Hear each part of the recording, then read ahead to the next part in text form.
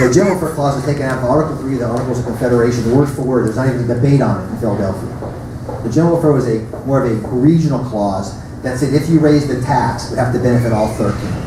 Like you could not raise the federal government to build a harbor in North Carolina. How do I know that?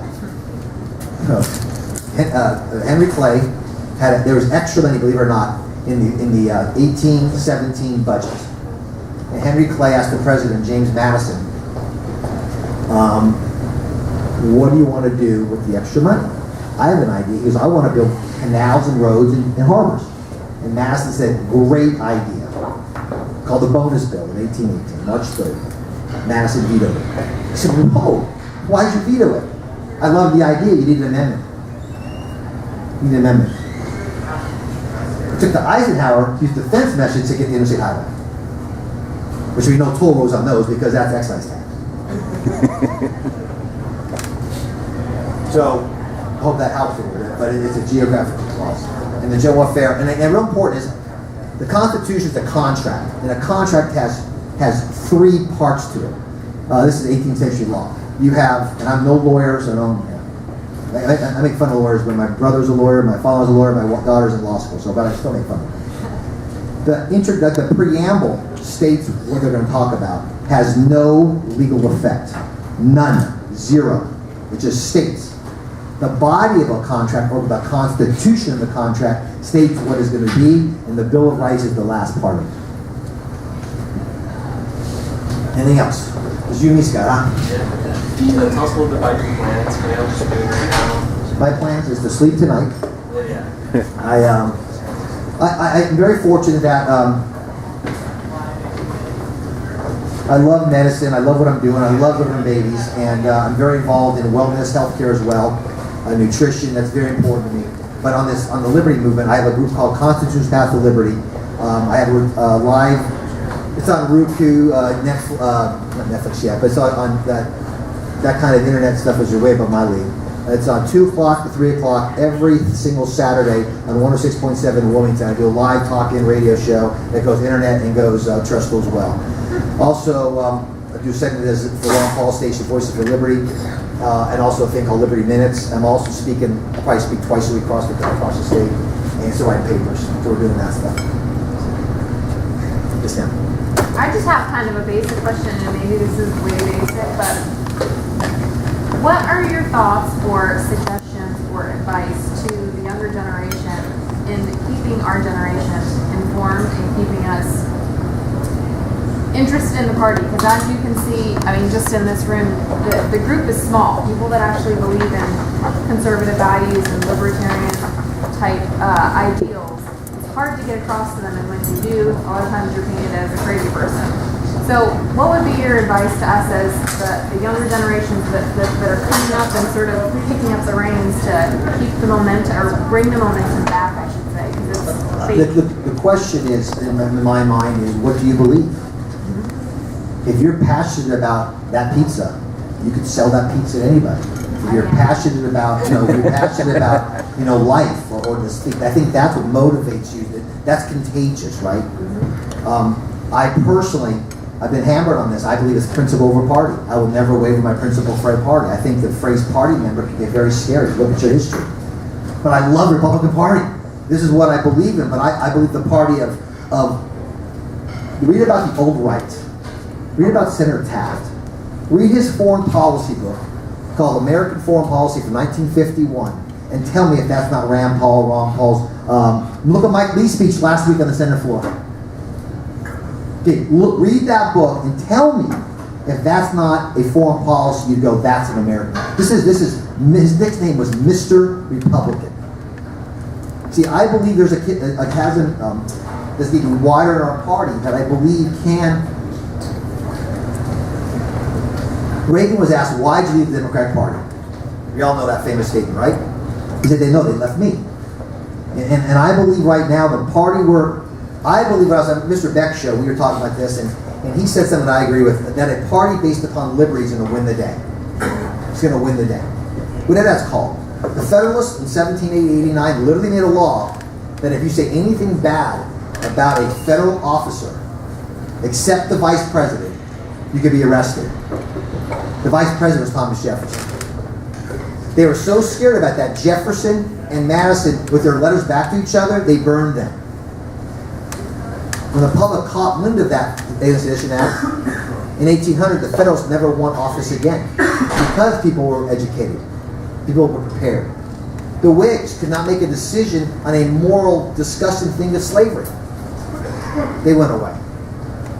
So I'm not saying, I think a party is a good idea, that debating things, but I believe that the Constitution, that to me is our source. And in our platform, I'm correct, I think it was last year was the second part of our platform, we're the party of the Constitution. That's why I think it's really important we don't waver on that, because if we do, in our particular race in May, only 15% of Republicans voted. What's the fastest growing party in North Carolina? It's the unaffiliated. Democrats lost 100 in 100 counties. They lost somebody to the unaffiliated. The Democrats lost every single county. They lost people. Republicans lost in 51. People are looking for something. I don't think what they're looking for is leaders. We like to say we're leaders. We're not. You're the leader. They're looking for something to believe in. Harvard did a study of what attracts people. What's the number one thing that attracts people to do something? Money was 5. 2 was being recognized. 1, being part of something. See, they play on that. They play on that love of, you got to be a Democrat, your dad's a Democrat, that kind of stuff. That's why it's important to know psychology, to read Bernays' book, Propaganda, to study these things, because I think the message is really simple. When 85% of our party don't want to vote in a primary, I don't blame them. I blame the guys who ran for office, and I was one of them. We don't work hard enough. We don't go talk to them more. We got to do something. I really believe winning the county commissioners, winning the county sheriffs, they have more power to protect your neighborhood rights than anybody from federal obtrusion, but they don't know that. So I believe you passionately believe what you believe in liberty. And again, Henry said, give me liberty, give me death. He didn't say give me Republican. But I want our party, I think the party that is the biggest tent party is one that will stand on the rule of law based upon God's natural law that's a constitutional based one. And I believe there's a lot of room within that. And this is, I'm going to go over some things, and more legal stuff. Nullification. I got a question for us. What is the constitutional remedy if the federal government passes a law that's not listed in Article 1? What is the constitutional path to say no to that? Does anybody know? That's awesome, and I love that one. That's the key one. Jury nullification and other nullification. Do you think our founders would have thought of that?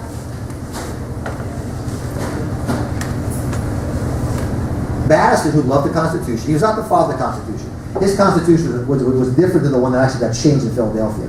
But if you guys heard the Federalist Papers, number 46, he said, if that ever occurs, the federal government is so much smaller and weaker than the state government, the state will just peacefully resist. Peacefully resist. That goes back to Article 6, Clause 2, in pursuant thereof. It's null and void in the state. So why does the state bend over and take it? Why? I believe a lot of it's ignorance. Money. Ignorance. A guy named Richard Nixon made a deal with the states. Give us all your money. We'll take our cut and give it back to you if you're good. That's stupidity. Why don't our state legislators say, hey, we'll give you your money for those 18 functions. Keep our own money for roads.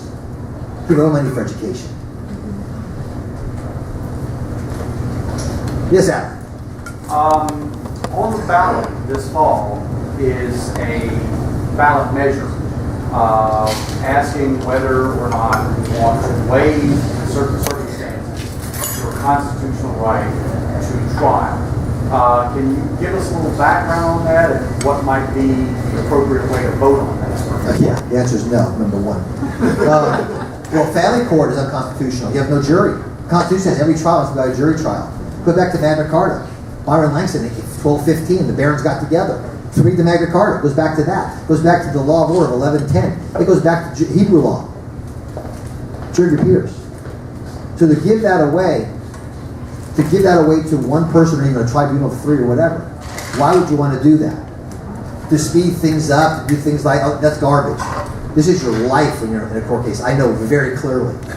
Okay, very clearly. So what you want to do is you want to have the truth as much as you possibly can. So to give up your innatable right, your right of a jury trial, the jury that's been historically done to protect you, gets away from the seat when you have these elites. So to me, it's a no-brainer. It's a no-brainer. I would never, ever function. And also, you talk about jury nullification. With a jury that's educated, they can tell you if the law is constitutional or not and throw the law out. The Napolitanos work on that. Saleos will work on that. I mean, this is not fabrication. It's real stuff. I just think it's really important. We've been very blessed that now you could take anything from our founders and twist it the way we want. I know people do, but there's so much volumes of literature out there that they wrote. I mean, Washington has 60 books. Jefferson has 60 books.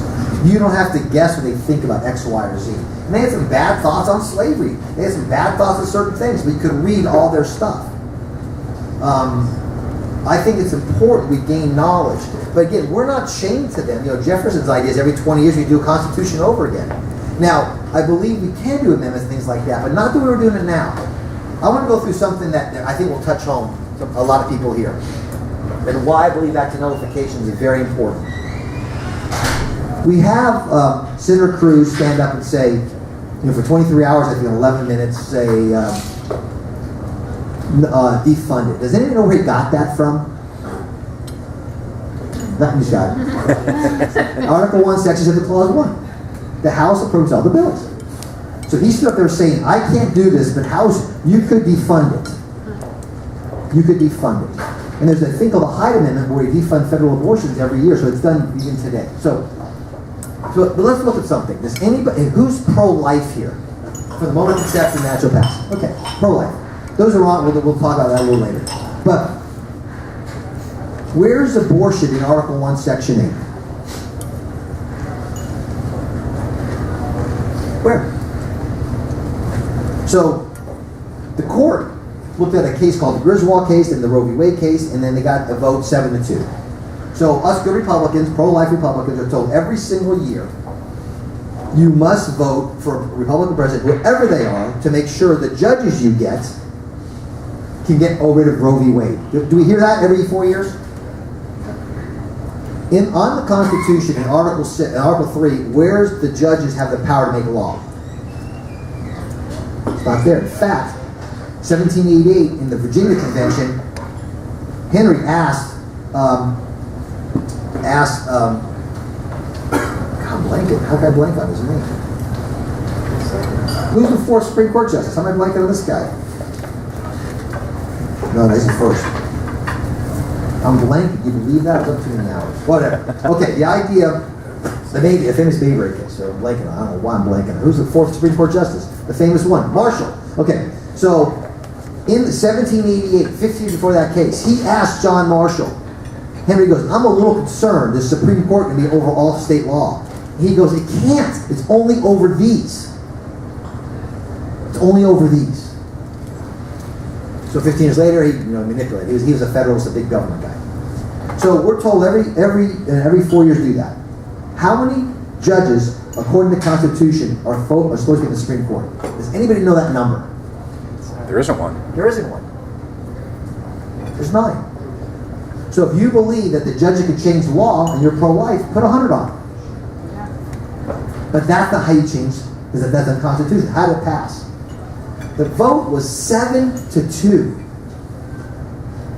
Wizard White and Rehnquist voted no. Of the 7, how many were from this party? 5.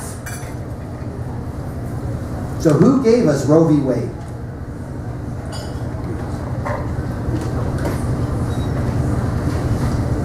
Knowing your histories makes you ask questions. So how should you fought this? Senator Lee asked me this question. In fact, I talked to him last night. I would do it constitutional. The 10th Amendment says anything that's not listed goes to the states. Let's have that debate in our state tomorrow. See, that's what nullification is. But it takes our state legislature to understand the Constitution. We get journalists who don't want to ask this stuff. They don't care because they don't know. They want to have this conflict all the time. They all want to get you, catch your word. I want to ask them questions. And, okay. So that's what I'm saying is we have to know the rule book. We don't know the rule book. Shame on us. And if you vote for people that don't know the rule book, shame on us twice. So you talk about your whole thing at your party. Who's your party? Who are we? I'm telling you right now, you guys will decide who that is. And if you do what we did, if you compromise on core principles, then it's going to be what it is today. Yes, Scott. Greg, what do you think it will take? I'm of the opinion that in both parties, for the most part, and just more or less our political process in general is controlled by special interests, people with a lot of money. Some people refer to them as the establishment, others call it an oligarchy. But effectively, our money via the Federal Reserve is printed. It goes to the fat cats first, and then they pump their money through their advertisers and their kind of control things. And you see movements rise on both sides in protest to this. The Tea Party, Occupy Wall Street, and granted they have different solutions, but I think that a lot of them identify the same problems. I think a lot of these groups get co-opted by the establishment. Now, let me be very clear. I believe there's two parties. I believe that the state is progressive and the liberty lover. I've been hammering our party, which I'm proud of. The Democrats are simple. Our president should be impeached. So let me be black and white on this. What he did in Benghazi is impeachable. And the next person for president from that party, Hillary Clinton, should also be, once you're Secretary of State, should be impeached. So let's be very clear. What they did was they declared war on a sovereign country, Libya, bombed it, threw the bad guy out. Bad, good, it is not indifferent. Side note to that note. In South Vietnam, who's the bad guy? Ho Chi Minh? Who do we support before it became bad to us? Ho Chi Minh. So know our history. Why do we pick these evils all the time? So we went in there to do what?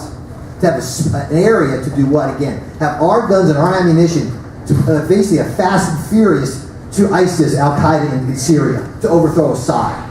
When you give mad dogs these weapons, what are they going to do to you? See, that president should be impeached. Walter Jones has the guts to do that. Nobody supported him. So let me be very clear who's in charge now. These guys are not representing you and me. They're representing the basic Democratic Party. You hear about freedom and liberty. Their party's so progressive, they love the NSA spying. They love that our phones are on their data. They love using the IRS to attack Tea Party people. That's disgusting. What they've done makes Richard Nixon Watergate look like nothing.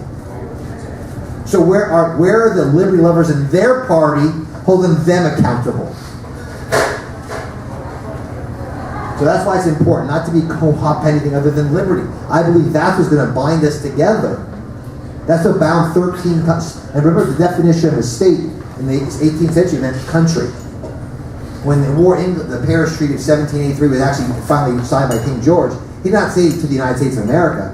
He said to Massachusetts, Rhode Island, Virginia, South Carolina, North Carolina.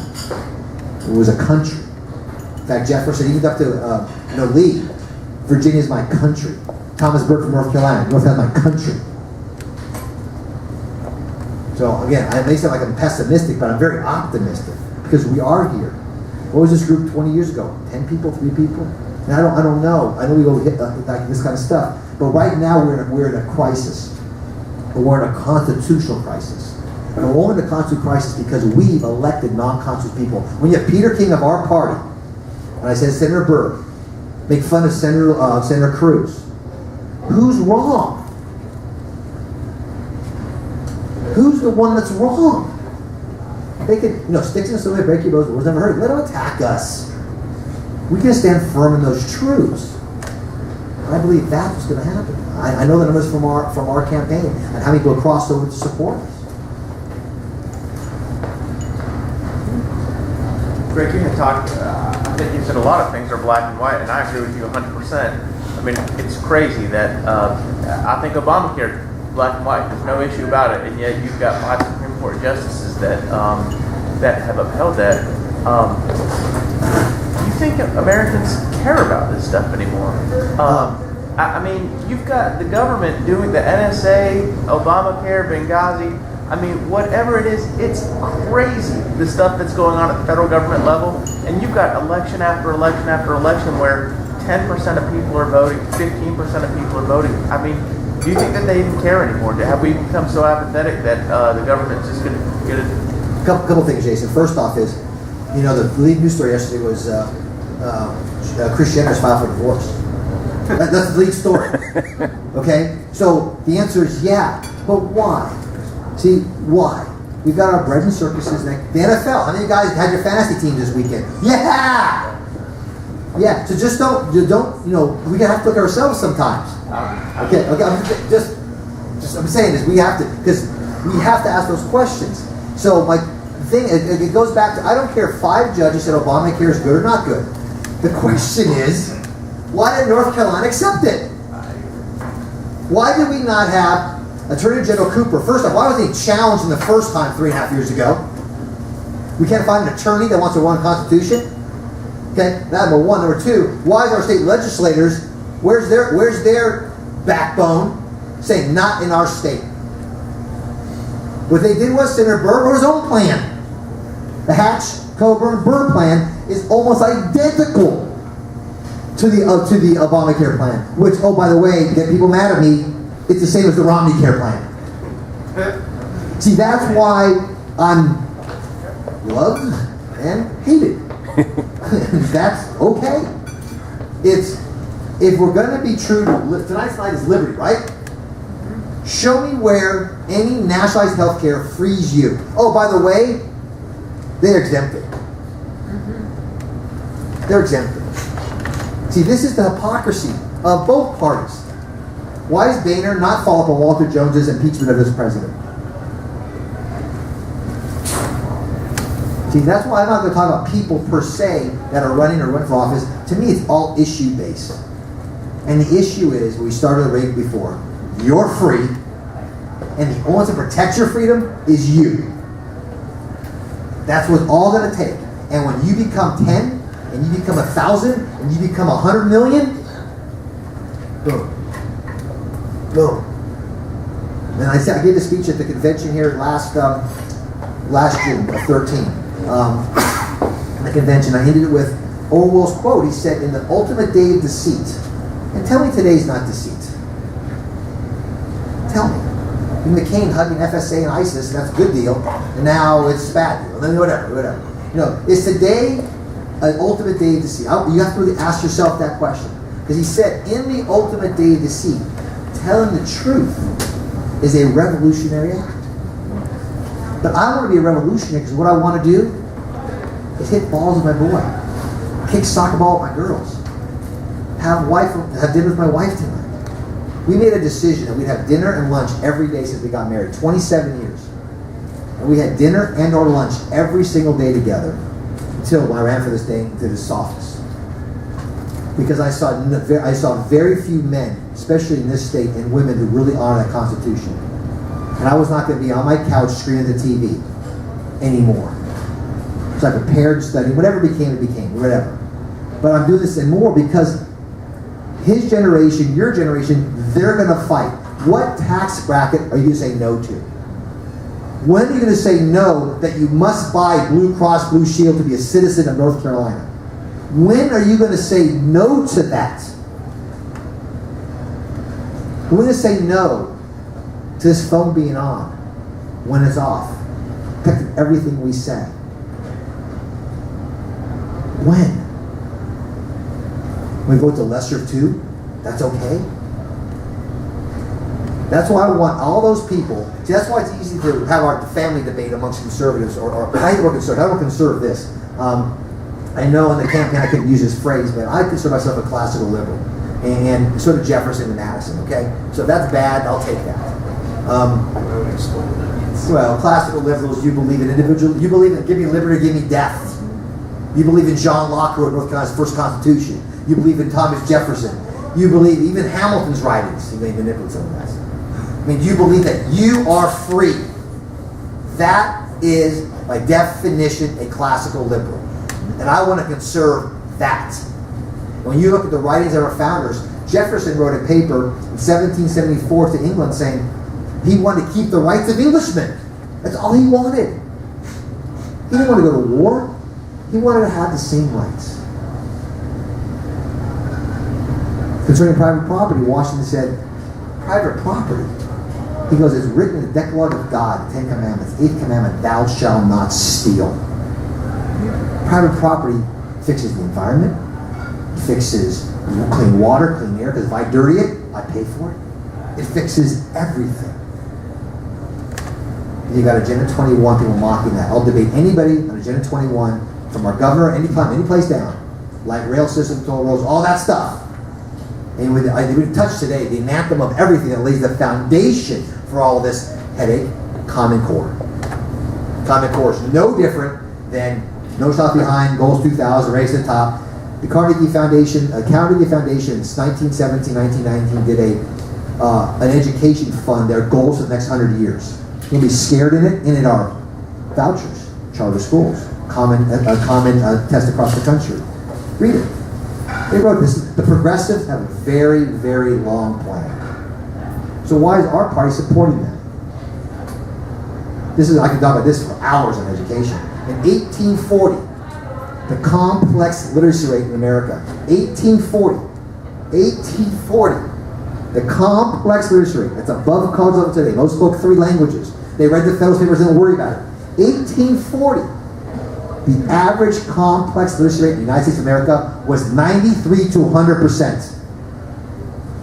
One generation after slavery, 82%. Why? They read. Another thing, why do we have 15,000 hours of compulsory education? The founders didn't like education? They loved it. They don't want the state to monopolize it. Just picture that. 15,000 hours of public school compulsory education. And I was a public school teacher. A public school should be like the area around this area as a public school, not the state or the government. Why is that 15,000 hours important? Jeter, Tiger Woods, the best violinists, all those, they have something in common. Whatever skill they became a prodigy at, they had at least 10,000 hours of training. So 15,000 hours of brainwashing will tell you, read our civics book in this state on the Supreme Court. They make the laws. That's in our civics books today in North Carolina. Read about Common Core. News Corp, the big news, Murdoch's company, they make all the money on the iPads. They're the ones. It's called In Bloom is the data information. Microsoft and Apple. See, when you start to peel this back, I get not madder. I get happier because I have an answer. Like that lovely lady, just say no. Last question. I have heard you mention toll roads a couple of times. I did? I took 49 down here. In passing, I've heard the argument made by leaders in this party and legislative leaders that the toll road model is actually libertarian concept because it's fee for service. Beautiful. But most Tea Party groups that I've come in contact with, the libertarian folks are pretty hotly, unintended, opposed to the idea. Why is that disconnect there? Okay, because they're not being truthful. 2008, a guy named Obama ran on public-private partnerships. Read it up. He believed that the financial and heavy weight of a government picking certain projects that are a public-private partnership helps the consumer. No, it helps the company that gets the deal. Okay, number one. Okay, Obama ran on that. Now, Mr. Stam, I love his grandkids, nice man, went around the state talking about this stuff. I believe in toll roads because we had toll roads forever. Here's a toll road. Adam, you and I want to build a road between here and Raleigh. You and I raise the capital. You and I go to Farmer Jim, Farmer Bob, Farmer Mary, and we buy their land, If they want to sell, if not, we go somewhere else or offer them a higher bid. We buy the land, we get the cement, we get the architects, we do it, then we put a toll on it. I'll pay for that all day, every day. When you have the arm of the state government and the federal government coming in with our resources, that's why it took all the way to Eisenhower to get the toll road, the interstate highway built. They need the fence aspect of it. But when you have, they based it upon Article 1, Section 8, Clause 1, the excise duties impost, the taxing powers. So we have a highway that's built by public funds for public general welfare, and you give the left lane to a public company, that's not public-private partnership. There's a man that called it something else. Anybody know that man in Italy, 1920s? So what do you call it? Thank you. So I'm not for them. Greg, I got a question. During the primaries, we're in Cabarrus County, but we voted for you and all the other constitutional-minded people, and none of them got in. Pretty disgusted with all that. Now we're looking at Hagan versus Tillis. And Wait for this question. and you know what? When the Republican Party was trying to muscle in Tillis in there, I just said, fine, you want to put him in here? I'm just not going to vote for him. And I cannot stand Hagan. But here we are with, like you said, voting for the least of two evils. I'm just fed up with all this progressive movement within the Republican Party, like we were talking about. And can you shed some light on how to navigate through the waters? If you knew the phone calls I've been getting. Here's the thing. I'm not endorsed anybody. I've been very clear. I think Ms. Hagan should go home. That's why I ran. I think we all have to look at how far do we say it's okay, and I think that's everybody's decision. I'm not anti-anybody personally, and I'm sure Ms. Hagan's a nice lady. I don't know her. To me, nothing I talk about is the person, ever. Because I have people, I don't read Facebook, but I know about what people talk about me. And I'm here. I got a live show. Call them. I got my numbers in the book. Very, very few people, and most of them on our party are gutless. They're gutless human beings. I'll debate anybody, anytime, anywhere, anywhere. They're gutless. Name call me all you want. I'm going to fall back all the time. I believe the Declaration of Independence is real. Okay? Over that, I believe my Savior died and rose for me, and I'm free. So I'm not going to bend to anybody. I just believe when you look at history, I'm 54. I know I'm ripped and all that, but I'm 54. How much smaller, and I ran for governor twice, and I'm president twice. How much smaller was the federal government after Ronald Reagan's 8 years? It was 40% bigger. And I get guys, he had to increase defense. I know what he had to do. But I know taxes went up. I understand all that. But we just cannot compromise. I just don't believe we can compromise. I believe compromise means that those are not core principles. I don't know how much more I can say of that. I mean, I believe, without a doubt, we have the best government the world's ever seen. Maybe other than under Hebrew law, the way Moses broke it down into the judges was probably, I like that pretty well. We're actually based upon a lot of that. Dispersion of power.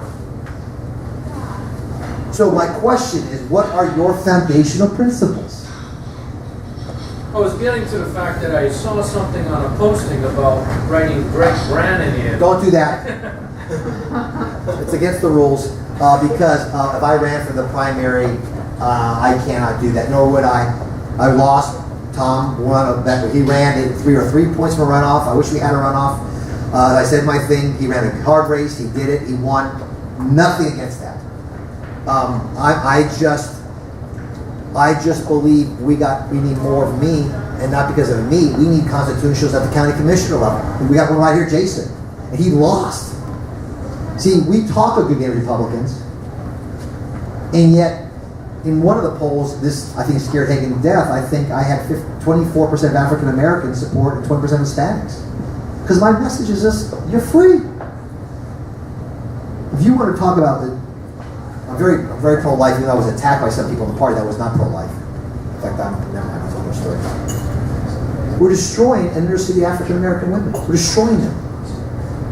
51% of abortions are in African American community, and women make up 8% of the community. That's disgusting. Read Margaret Sanger's books; her dreams coming true. Why don't we take that story all around this inner city or wherever we all can be? Because we are. America is many one.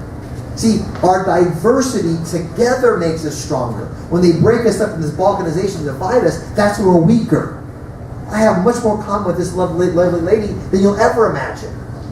For him, a boy, and she's a girl. Doesn't matter. We're humans. And that's the thing about traveling the world. I've been very, very blessed for where I started and a single mom. That I got to travel the world. I've been to China twice. I've been to Western Europe. I've done mission trips. 7 years ago, I was in West Africa doing surgery and teaching Bible for three weeks. Maybe I should put more of that in my campaign. I don't know. And now they're having the Ebola outbreak. I was there for 3 weeks teaching Bible and pelvic surgery. I met these people with the greatest eyes and smiles the world's ever seen. See, we're American exceptionalism is not you and me. It has nothing to do with you and me. By God's grace, we're born here. We're the only country to recognize the Creator, not a theocracy. It's very important, a secular government based upon God, Judeo-Christian beliefs. We're all equal. I had a discussion with a bunch of pastors, and they were trying to hammer me some things. We're talking, and I said, okay, if Jesus Christ was in the room today, would He make you join Him? And they all answered correctly. No.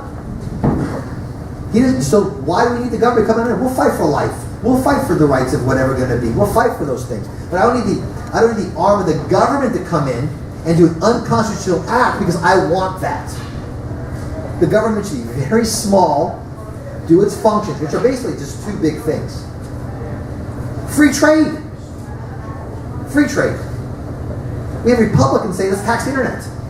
Like the Commerce Clause says. The Commerce Clause just means just the opposite. It means having no taxes amongst the borders. And then the other one, which I think is the most important, is a common defense. Our military should be the best the world's ever seen, but not to be policemen of the world. It's for American defense, not American interests. American defense.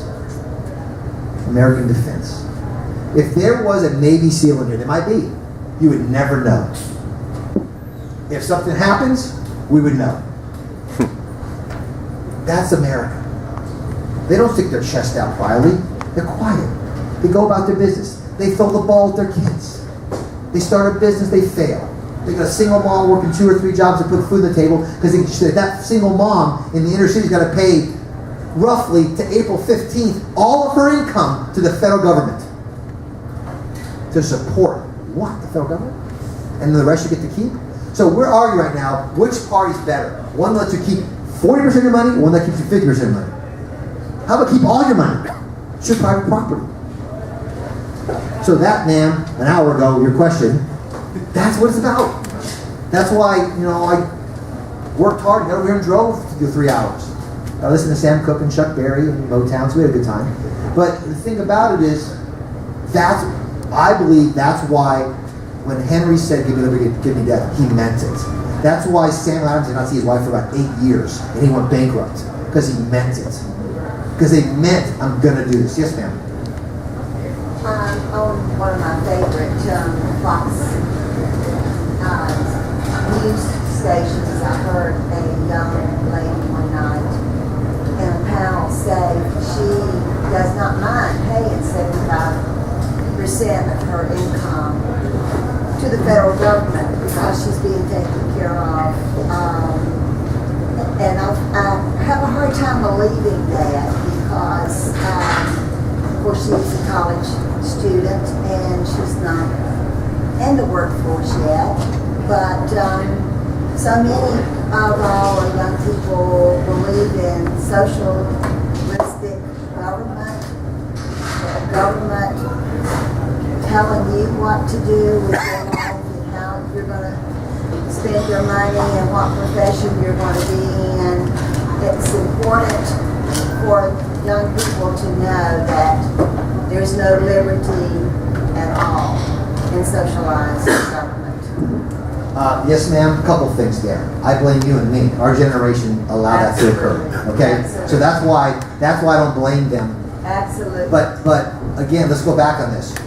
I know this gets people crazy too, but There's a guy named Karl Marx. Ever heard of him? Has anybody heard of his 10 planks of communism? Does anybody know the first plank? Does it get rid of God? Nope, there's no God in it at all. Abolish the private property. Who'd you vote for? No. Okay, abolish the private property. In this state, if you, God willing, pay off your house or your car or your jet ski or your boat, do you own it? You have to pay what's called an ad valorem tax. There's the abolition of private property. All 10 of Karl Marx's planks are law in our state today. What's the 10th plank? It's government schools. So in this state, the first one pays for the 10th one. But we're conservative. See, that's why I'm loved and hated. Explain it. So that little girl that you said that at college has no idea. She doesn't mind your money going away 75%. But again, we've allowed that to occur. When the federal income tax passed in 1913, it actually passed on December 23rd, 1913. They always push those things through. It was 3% for the top 3% wage earners. By the World War I, it was 77%. Which was just how many years later? 4 years. So, I mean, I could do money all day too, because yes, sir. Yeah, I just, when it comes to like the abortion issue, we take a stance about pro-life, something that I've realized when debating people on this issue. They come back with women's rights. Have you ever thought about maybe we change from pro-life to babies' rights? Yeah, that's all. I realize a lot of people warmed up. It became more of a discussion of when is life defined, and they supported actually, saying that no, definitely second trimester or third trimester should be legal. So I got a reception from people that were pro-abortion, and then now the whole perception of it changed. So, Do you know what I do for a living? I deliver babies, you know that? I deliver babies for a living. Oh, is it? So yeah, I do that same way. I never have a mommy come in and say, I want to see my fetus, right?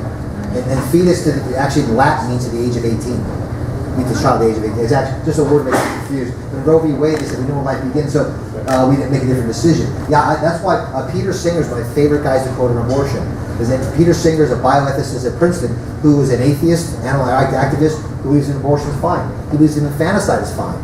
He says, but there's no doubt that genetically is a baby the moment conception occurs. But who cares? It only gets its personhood if it's beneficial to society. It's exactly what Plato said. Plato said, if a mommy is pregnant at the age of 40, don't let that baby see the light of day. See, the collective is superior to the individual. And American exceptionalism is the individual is superior to the collective. And society is at its best when the individual can succeed or fail. That's our message. That's why I'm pro-life. What life? Whatever life you want to lead, go. That's the message. And I think that's why I had a lot of people that were pro-choice first. I said, man, Gray, that makes a little sense. Because I showed them the heartbeat when the baby's 0.3 centimeters. Or they see an arm bud at 9, they see arms at 9 weeks, they go, oh my gosh. He said, yeah, exactly. See, we can do it with life. We can do it with, I want to go to all the pro-abortion people. The reason why I ran was, there's a great verse in Romans called Romans 12:9. It says, hate evil, cling the good. And the first two words in that phrase were in genuine love, or not in hypocrisy. Go, love, right? Love. I want to talk to every pro-choice person in love. I'm not going to beat them over the head, but constitutionally, there's abortions 300, 250 years ago. We say no to that. Okay, and if a state wants that, we can have a state. That's why nullification is the answer for every single issue we talked about. Every issue on that when the campaign first started, I was mocked that I was sent for nullification. I gave a Thomas Woods and Mike Church and I got to give a nullification conference last October, and Mother Jones is there. And Republicans were mocking Greg Brannon for nullification. The Heritage Foundation wrote a paper saying nullification's dead, that it's non-existent. And they quoted Madison's paper. And this nice guy, Scott Crumby, who's at the Forsyth chairman of the Republican Party in our debate, brought a question up, very nice question. And he asked concerning what Madison talked about it, Madison even said nullification was bad. And that was in 1832. And everybody, by the time we got that debate, everybody in that debate mocked nullification, except for me. And I said, Scott, thank you very much. When you finish that paper up, he was talking about Calhoun wanted to do nullification a different way. Calhoun wanted nullification where if South Carolina says a so why play this political game? I'm going to go to Supreme Court and say no. And Boehner has a political process. It's called impeachment. So that's why I think it's up to you to ask your local, your state, your federal representatives the things that they want your vote, your money, your time to say, are you serving this contract? Because of everything we're talking about, every single person at the state and federal level swears to uphold the Constitution. I found it, they didn't know the Constitution in the race. That to me was why. But again, I don't blame them. I blame me. So what? Sorry, another probably dumb. There's no stupid questions. I'm standing up here. I'm stupid. I'm just a video. I'll be hammered. What would the federal government? I mean, if our state leaders, federal leaders, were to say no, not in my state. Okay, Exactly what you said. What would they? I had talked with a few of them, and they have no clue. If our attorney general says no, that's unacceptable. So what I would do is I was hoping if I won to be that mouthpiece as a senator to sit here and say, okay, North Carolina, Articles Clause 2 means this. Here's Iredell, our founding father. Here's Thomas Buck. Here's our Bloodworth. Here's McLean. Here's Davey. Here's what they all said when they voted for this contract. You're not honoring the contract. So they should be all replaced, right? So the question is, what do you say? Is when they don't know, if you don't know 2 plus 2 is 4, you're going to put 5 or 6 or 3, right? What I mean? They don't know it, but why are they serving? It's like if I challenge Bob Dyer to golf and I get my butt kicked, I deserve it. He's a scratch golfer. So then I get my boy, my partner, we kick Bob's butt because they're both scratch golfers. But no, I'm saying this, if we keep on doing the same thing, like you asked, what do we do? We're going to expect the same result, right? That's Einstein. So I'm not here to say not to vote for anybody or to vote for somebody. I'm just saying that the most important, from the very beginning, the person with the S on the chest is you. Just use the power wisely, Superwoman. Okay, because you're the sovereign. There are a couple of schools of thought, sort of divergent, circles of folks who... Here we go. Here's an obligation. Article 5. Some say it's enough to simply elect a legislature and a governor who will say, we will not enforce federal law X, Y, Z because it's unconstitutional, hands off. And then there are some who say, no, you have to go a step further and also include interposition and have the states pass laws which say, not only will we not enforce federal law X, Y, Z, if Obama sends federal agents into our state to try to enforce said law, we will arrest them under state law. Where do you fall? Do you feel like one approach is better than the other? Hamilton and Madison said the second one. Hamilton at 38, Madison at 51. Yes, sir. Me personally, the first one is good enough because I'm not going to do it. Okay? Right. But the second one is, I think, is a power to do that. So, I'm going to end with this question. Not that question, the one I'm going to ask you guys. Oh, I can talk that all day. 240 years ago, with that young girl, because most of them fought the battles were her age, would she have pledged her life, her fortune, and her sacred honor so the federal government would tell her or her brother to go fight around the world, how much water in her toilet, what kind of light bulbs you could have, what kind of roads you can drive on, collect data to hold against her. Everybody's room has a file on them. I'm sure mine will come out soon. How many of you say, be damned with all of that, let's go? Let's go. The revolution started about 3%. Max had about 15 to 20%. They said enough's enough. And when you start reading the writings, there are alternative motives. You had the merchants on the East Coast who wanted more of the money to themselves. You had some of the guys in the Appalachians who really wanted private. They want more liberty lovers. That's why you had that fight between Jefferson and Henry. I mean, they're not perfect people.